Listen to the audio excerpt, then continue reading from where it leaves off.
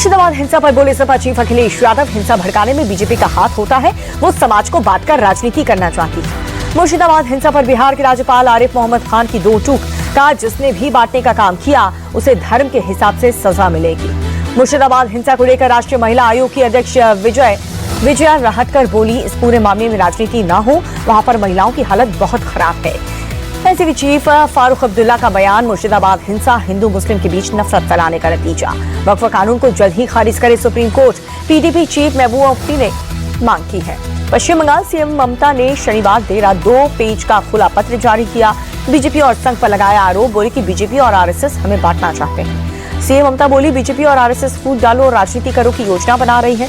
संकीर्ण चुनाव राजनीति के लिए ये लोग हमें बांटना चाहते हैं। सीएम ममता ने लोगों से शांति बनाए रखने की अपील की, कहा कि बहुसंख्यक और अल्पसंख्यक समुदाय को एक दूसरे का ख्याल रखना चाहिए। सीएम ममता ने सांप्रदायिक दंगों की निंदा की, कहा कि दंगाइयों से सख्ती से निपटा जा रहा है, हमें आपसी अविश्वास से बचना चाहिए। ममता बनर्जी की चिट्ठी पर बोले बंगाल बीजेपी चीफ सुकांता मजूमदार, हर कोई शांति चाहता है, लेकिन शांति स्थापित कैसे होगी। सुकांत का ममता बनर्जी पर आरोप, मुर्शिदाबाद में बांग्लादेशियों को बसा दिया।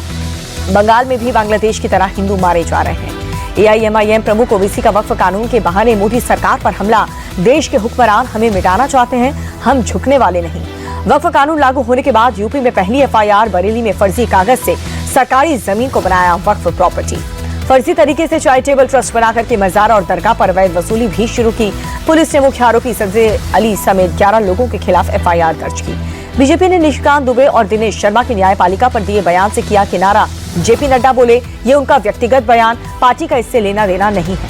वक्फ कानून पर सुनवाई को लेकर के बीजेपी सांसद निशिकांत दुबे ने साधा था निशाना, कहा कि जब सुप्रीम कोर्ट में ही बनने हैं कानून तो संसद को कर देना चाहिए बंद। निशिकांत दुबे ने कहा कि देश में धार्मिक हिंसा भड़काने के लिए सुप्रीम कोर्ट जिम्मेदार, वो अपनी सीमा से बाहर जा रहा है। सुप्रीम कोर्ट को लेकर निशिकांत दुबे के बयान पर अखिलेश यादव बोले, निशिकांत दुबे ने जो भी कहा वो बीजेपी की सोच है।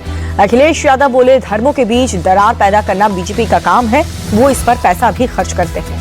निशिकांत दुबे के बयान पर तेजस्वी यादव बोले, न्यायालय पर ऐसी टिप्पणी ना हो, निशिकांत के खिलाफ अवमानना की कार्रवाई होनी चाहिए।